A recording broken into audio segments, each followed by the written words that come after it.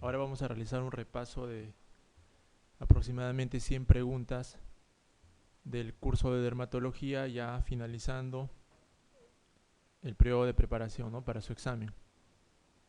Habíamos hablado en las clases anteriores, en las dos clases anteriores, principalmente acerca de la anatomía y de la fisiología de la piel, que es muy importante para que nosotros posteriormente podamos desenvolvernos frente a una pregunta, ¿no?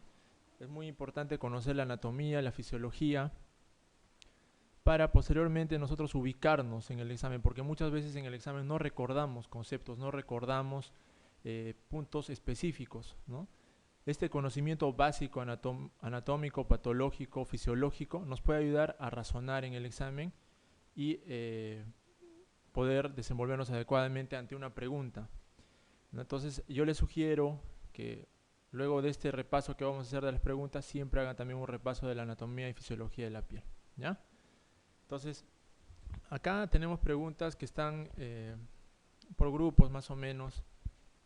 Vamos a hablar un poco de las ampollares, de las infecciosas, ¿no?, y de las dermatitis atópicas de contacto alérgica en niños. Entonces, más o menos enfocan lo que siempre ha estado tocándose en los exámenes de residentado. Bien. Vamos a empezar con la primera pregunta. Dice: acude a consulta una mujer de 19 años que presenta lesiones eritémato-escamatosas, edema y alguna vesícula en la cara, escote, dorso de las manos y antebrazos. La lesión tiene 12 horas de evolución y han aparecido tras una excursión al campo. Entre los antecedentes personales destaca acné vulgar en tratamiento con retinoides tópicos y doxiciclina oral. El diagnóstico más probable es... Bueno, cuando tenemos una pregunta en la que se nos está aclarando la edad de la paciente, nosotros ya debemos enfocar desde ese punto de vista todas nuestras alternativas, ¿no? Es una mujer joven de 19 años, ¿no? Presenta lesiones escamativas, edema y alguna vesícula. Señalan que se han presentado en zonas de fotoexposición, es decir, cara, escote y dorso de las manos, ¿no? Acá no señalan que haya lesiones en tórax anterior, tórax posterior, miembros inferiores. Entonces, probablemente estamos ante una patología que ha sido desencadenada por exposición solar. Dentro de las alternativas tenemos erupción lumínica polimorfa. Efectivamente, esta patología se relaciona con la exposición solar. Media hora, 12 horas luego de una exposición intensa al sol, el paciente comienza a presentar primero prurito, eritema, ¿no? Y el eritema y el prurito van a producir rascado persistente, por consiguiente, descamación, ¿no?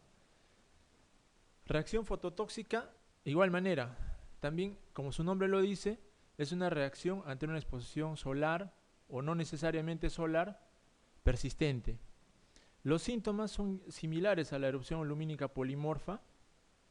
Hay edema, hay eritema, pero la diferencia es que en este caso no existe prurito. En la reacción fototóxica no existe prurito, ¿ya? Y otra condición importante de la reacción fototóxica es que se asocia a un fotosensibilizante, a diferencia de la erupción lumínica polimorfa, que de por sí ya puede producir una reacción cutánea, ¿no? Entonces, clínicamente pueden asemejarse, pero la condición que en este caso nos haría pensar en una alternativa más correcta sería el antecedente de que esta paciente es una paciente que tiene tratamiento para el acné con doxiciclina oral, que es una tetraciclina, ¿no? Entonces, por allí ya vamos descartando erupción lumínica polimorfa, que no se asocia a agentes sensibilizantes. Reacción fototóxica, sí, ¿no? Urticaria solar es una patología rara, es un tipo de urticaria no muy frecuente. Se caracteriza por eritema, ¿no?, y edema o formación de abones, como es característico en toda urticaria. No se olviden, la lesión predominante es el abón o roncha ante la exposición solar, ¿ya? En este caso no están describiendo lesiones abonosas, ¿no? No están describiendo prurito también, que es otra condición importante en la urticaria, ¿no? Vamos a la alternativa D, eritrodermia por fármacos. ¿Qué es la eritrodermia? La eritrodermia se refiere a la descamación generalizada de la piel asociada a eritema, ¿ya? Descamación generalizada, más del 80% de la piel, estamos hablando o estamos frente a una eritrodermia. En este caso hablan de una eritrodermia por fármacos, de repente queriendo hacer hincapié en la toma de la doxiciclina, ¿no? Pero si vamos a la característica de la lesión, eritémato escamativa, edema y vesículas en zonas fotoexpuestas, no habría relación, porque hemos dicho que la eritrodermia es en más de 80% del cuerpo. ¿Qué patologías? Esto por favor apúntenlo de repente. ¿Qué patologías producen eritrodermia con mayor frecuencia? La psoriasis. ¿Ya? Hay un tipo de psoriasis que se llama psoriasis eritrodérmica. La reacción a fármacos produce eritrodermia con frecuencia también. ¿Ya? Un rash cutáneo intenso, severo, puede producir eritrodermia con eritema, descamación. ¿Ya? Esas condiciones hay que tener en cuenta. Reacción a fármacos, aguda, ¿no? Generalizada. La psoriasis, en su forma de psoriasis eritrodérmica. En la alternativa E hablan de fotodermatosis por hipersensibilidad. No, esta es una patología que describe dos condiciones, ¿no? Fotodermatosis quiere decir daño solar, por hipersensibilidad está hablando de un tipo de alergia, que es poco frecuente y que no hacemos hincapié por lo general en la clínica. Entonces, hablando ya de cada una de las alternativas, erupción lumínica polimorfa, efectivamente hay lesiones en zonas fotoexpuestas, reacción fototóxica también, características de esta pregunta, pero la diferencia, como habíamos señalado, es que esta paciente está tomando doxiciclina oral, que es un agente sensibilizante, ¿no? Sensibilizante. Hay algunos otros medicamentos también que producen sensibilidad cutánea ante la reacción, ante la exposición lumínica. ¿Cuáles pueden ser? Por ejemplo, los AINES. Los AINES son también otro medicamento que con frecuencia se asocia a fotosensibilidad. Algunas penicilinas, ¿no? La amoxicilina también puede producir fotosensibilidad. Pero ya de antemano, si ustedes tienen un antecedente de consumo de medicamento, exposición solar, entonces pueden estar hablando de una reacción fototóxica, ¿no? Entonces la respuesta en este caso sería la alternativa B.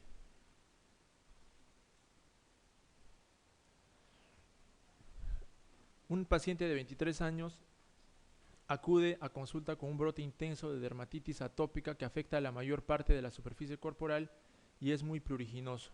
El tratamiento que debe evitarse es... Entonces no olvidemos que la dermatitis atópica es una reacción cutánea que principalmente vamos a encontrarla en niños, en infantes, y se caracteriza por el eritema, ¿no? Lesiones vesiculares en muchos casos, en zonas de flexura.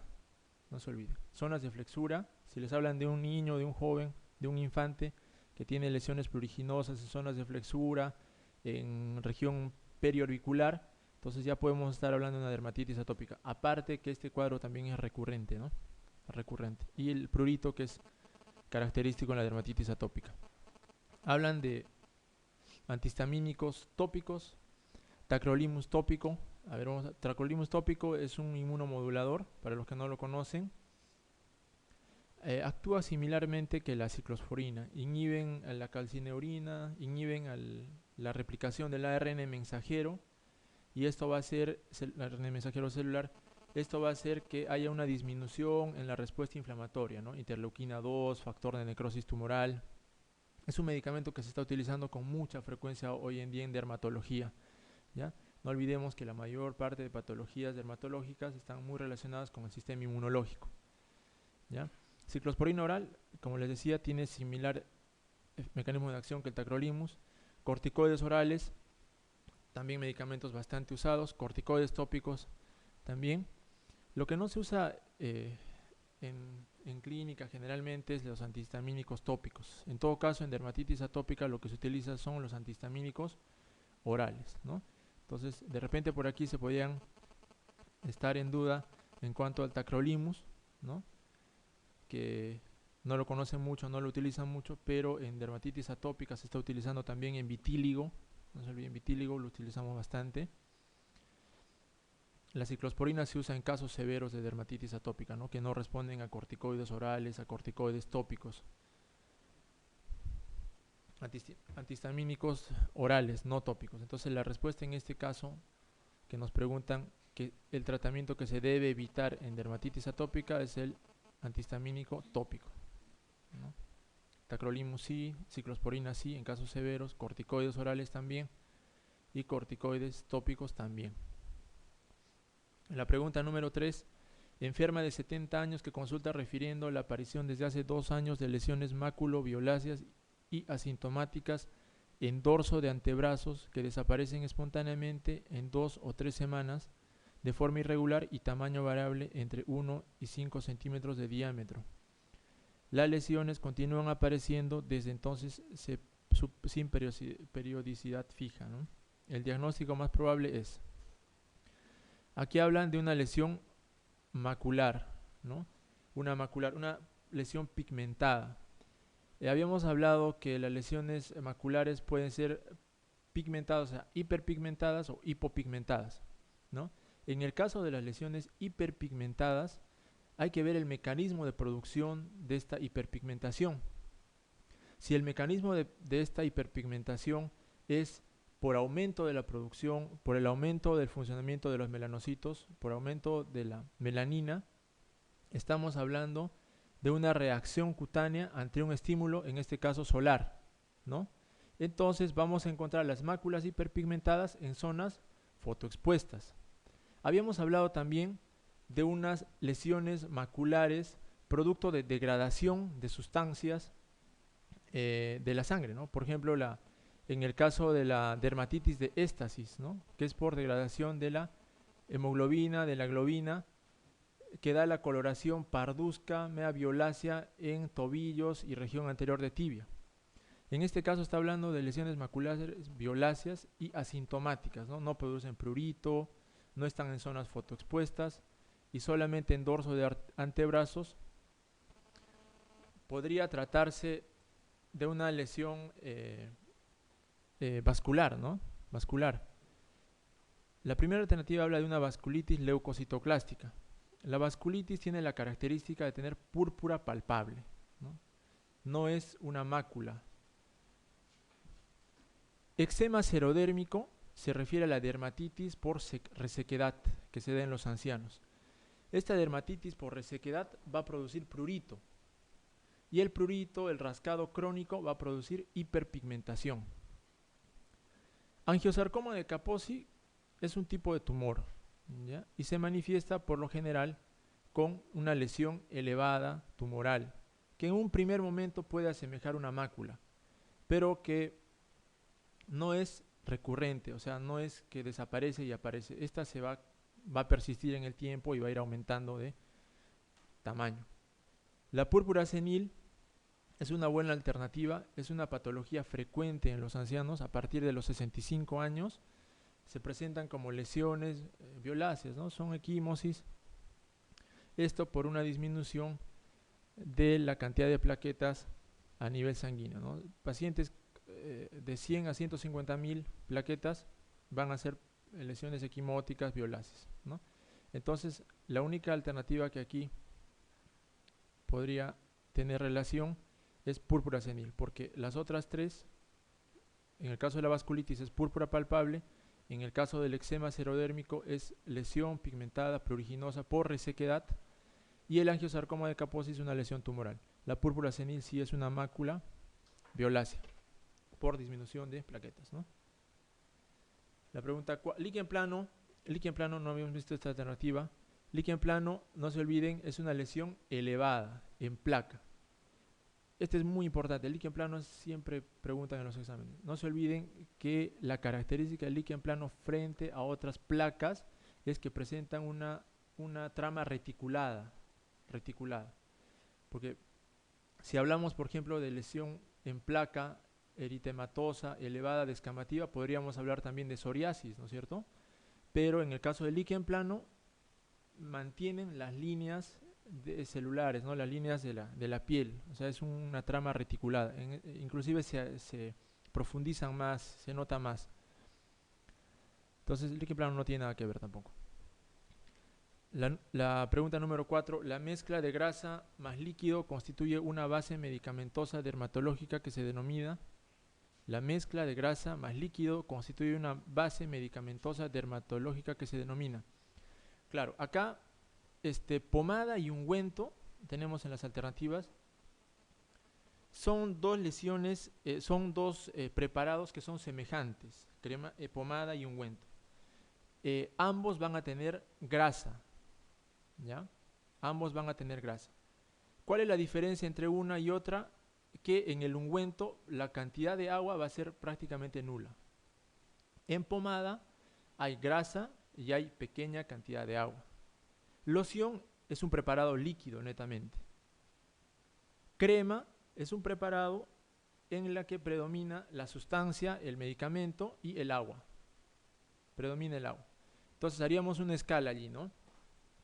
En que cuál es la que contiene más cantidad de agua a la que menos contiene cantidad de agua. La que más contiene cantidad de agua en el preparado va a ser la crema. Seguida de la pomada, luego el ungüento, que tiene mínima cantidad de agua. ¿Ya? Eso es en lo que se refiere a los preparados. La loción, como ustedes saben, es netamente líquido, ¿no?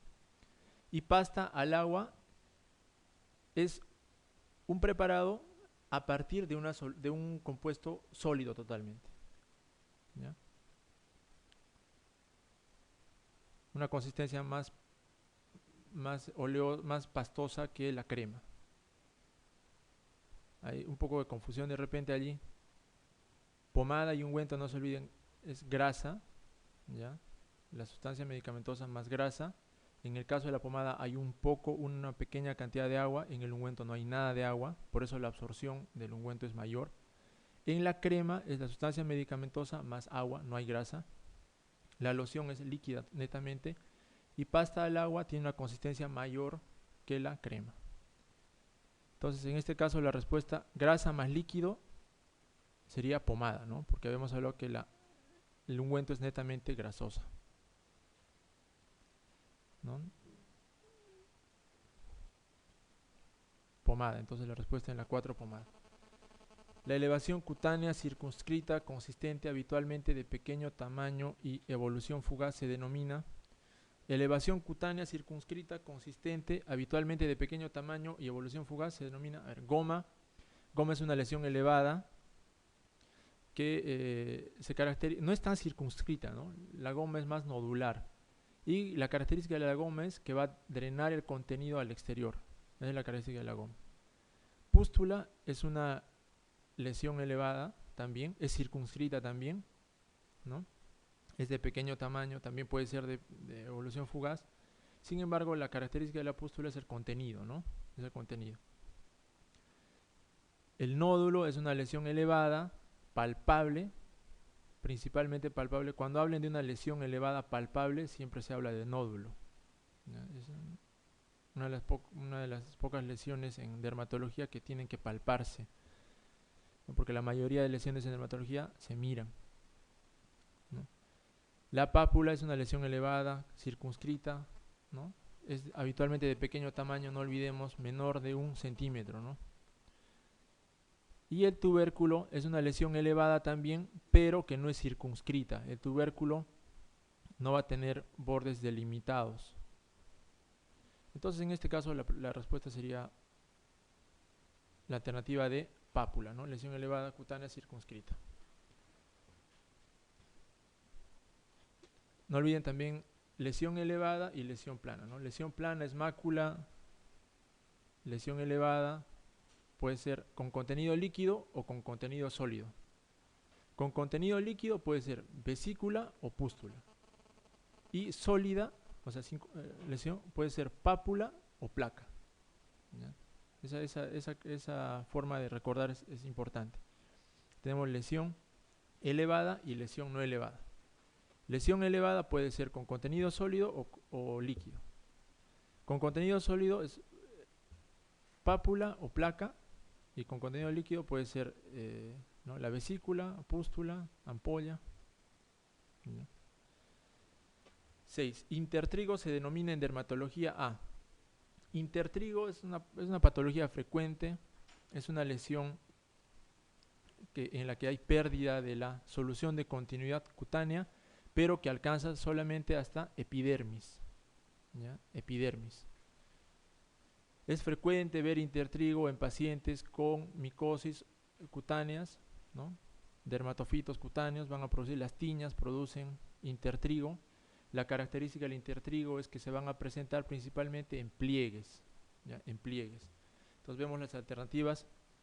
La alternativa A es una dermatopatía que afecta exclusivamente al tronco, no, ¿cierto? Es predominantemente de pliegues. B es una lesión elemental circinada, no, es una lesión con pérdida de la solución de la continuidad epidérmica, no tiene bordes definidos, se encuentra generalmente en pliegues. La localización de lesiones es en pliegues, eso es cierto. Toda lesión más eritematosa en su interior, no siempre la solución de continuidad va a ser eritematosa, ¿no? A veces por la cantidad de dermatofitos, de sustancias micóticas que se encuentran al interior, van a ser media blanquecinas, ¿ya?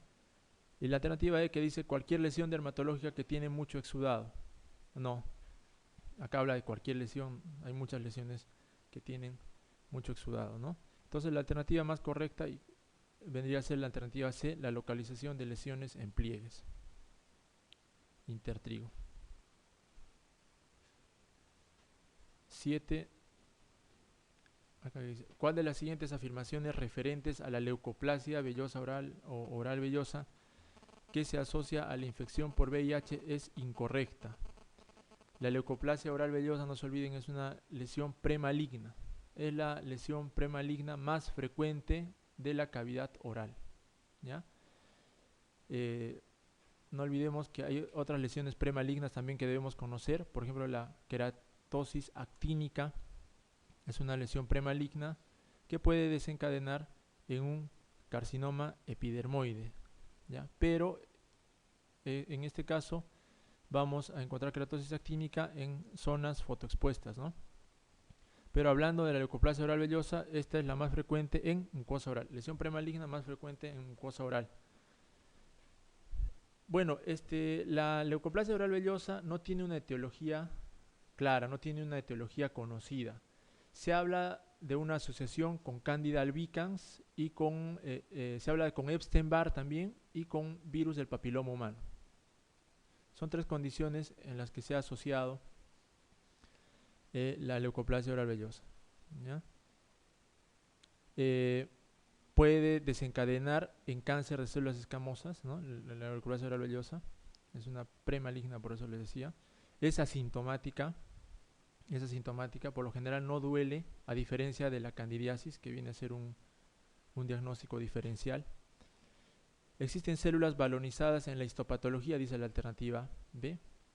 Es cierto, por lo general las células virales, en general cualquier virus que ataque la piel, va a producir una balonización. Balonización se refiere al hinchamiento y al edema celular a nivel del estrato espinoso de la piel. Es la balonización, ¿ya? Entonces va a haber un edema citoplasmático y esto va a producir un estallamiento celular, ¿ya? A diferencia de la espongiosis. La espongiosis también es un edema, pero es un edema intercelular, ¿ya? Entonces diferenciamos espongiosis de balonización. En ambos hay edema, en la capa epidérmica, pero la balonización es un edema intracelular y la espongiosis es intercelular, ¿ya? Entonces, ¿existen células balonizadas en histopatología? Sí, es cierto. Es un marcador clínico de progresión de la infección por VIH, también. Puede encontrarse en otras situaciones de inmunodeficiencia, sí, también. Puede encontrarse en el primer implicado en su patogenia, parece ser la Candida albicans. Estamos hablando que sí, la Candida albicans está relacionada, pero no es el primer implicado, ¿no? No es el primer implicado. En el caso de pacientes con virus de inmunodeficiencia adquirida, el primer implicado van a ser el Epstein-Barr, el virus del Epstein-Barr. Ya no olvidemos que el Epstein-Barr es el herpes simple tipo 4. ¿Ya? De repente por ahí nos pueden preguntar. El 1 es el tipo simple 1, el 2 tipo simple 2, el 3 relacionado el virus del herpes zóster, el de varicela zóster, el herpes simple tipo 3, herpes tipo 3, perdón, el 4 Epstein-Barr, el 5 del citomegalovirus, el 6 de la roceola infantil y el 8 del sarcoma de Kaposi. Entonces eso deben conocer, a veces preguntan. Entonces el 1 y 2 son herpes simple, el 3 es el de la varicela, ¿ya? El 4 es el Epstein-Barr, ¿ya? Que también se relaciona con el linfoma de Burkitt, no olviden, eso alguna vez preguntaron. El 5 es el citomegalovirus, el 6 de la roceola infantil, el 7 que no está indeterminado, hablan de una similitud con el 8, pero el 8 sí está claramente relacionado con el sarcoma de Kaposi en pacientes inmunodeprimidos, ¿ya? Entonces en este caso, en pacientes inmunodeprimidos con VIH, el primer implicado vendría a ser el virus del Epstein-Barr, no el de la Candida albicans. Sin embargo, hay asociación, no se olvide. La leucoplasia oral vellosa está ocasionada en presencia del virus de inmunodeficiencia adquirida por Diplococcus gonorrhoeae, ¿no? Claro, sí. No, es inmunosupresión, ¿ya? Porque hay pacientes que pueden tener un linfoma, por ejemplo, un linfoma de células T, un linfoma de células B, también pueden debutar con leucoplasia oral vellosa. Sobre todo es un marcador de inmunosupresión, ¿ya?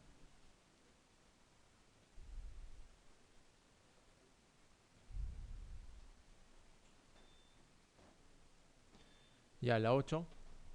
La leucoplasia oral vellosa está ocasionada en presencia del virus de inmunodeficiencia adquirida por Diplococcus gonorrhoeae, el gonococo, no está relacionado con la leucoplasia oral vellosa. Trichomona vaginalis, tampoco.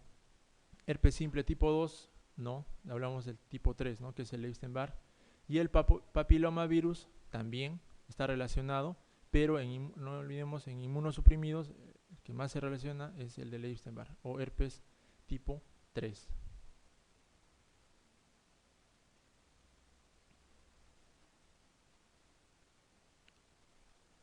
La pregunta número 9.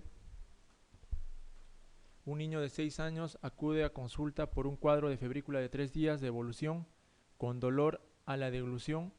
Los datos más relevantes a la exploración física son lesiones erosivas en el paladar y vesículas intraepidérmicas no agrupadas en palmas y plantas. Entre los siguientes diagnósticos, ¿cuál es el más probable? ¿No? Aquí hablan de un niño de 6 años, tiene lesiones aparentemente en mucosa oral y en palmas y plantas. Ese es un dato importante. Hay que recordar algunas patologías que se relacionan con lesiones en palmas y plantas. Si hablamos de palmas y plantas, típico en una persona que no sea niña o niño, hay que pensar siempre en sífilis, ¿ya? Lesiones en palmas y plantas. La rickettsiosis también se relaciona con lesiones en palmas y plantas, ¿ya? La disidrosis también es una patología que se caracteriza por la presencia de vesículas, ¿no? Pruriginosas sobre todo en palmas y plantas, pero no presenta fiebre, ¿no? El síndrome de Stevens-Johnson es un tipo de reacción alérgica, un tipo de reacción de sensibilidad, ¿no? Característicamente va a presentar lesiones en mucosa oral, en orificios, ¿no? Orificio perianal, ¿no? No es muy característico las lesiones en palmas y plantas y se relaciona con un tipo de reacción alérgica, ¿no? Puede ser un medicamento. El eritema multiforme también es un tipo de reacción alérgica que se caracteriza por la presencia de placas circinadas, ¿no? En escarapela les llaman. En el eritema multiforme la lesión típica, eso también es una pregunta de examen, es lesión en escarapela. Ya puede haber un eritema multiforme mayor y un eritema multiforme menor. El eritema multiforme mayor es una reacción tipo urticariana, ¿no? Aparentemente son placas elevadas, con prurito, no hay mucha afectación del estado general. En cambio, en el eritema multiforme mayor va a haber compromiso de mucosas orales, ¿no? Las lesiones van a ser más extensas. Enfermedad de pie, mano, boca es una enfermedad que puede presentar lesiones en mano, pueden presentar vesículas, en plantas también, vesículas, costras, ¿no? Acá no hay en este caso prurito, ¿no?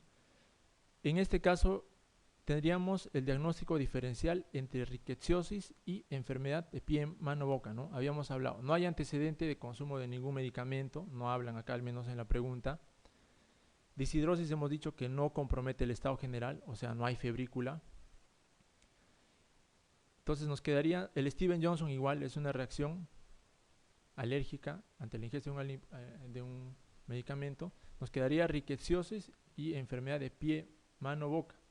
La rickettsiosis se caracteriza por la fiebre mayor de 39, no son febrículas, no son temperaturas menores de 38, ¿no? Pero de igual manera hay congestión en orofaringe, ¿no? Hay lesiones en mucosa oral. Entonces acá la clave sería nada más la febrícula, ¿no? Entonces, hablaríamos de una enfermedad de pie, mano, boca. La pregunta número 9.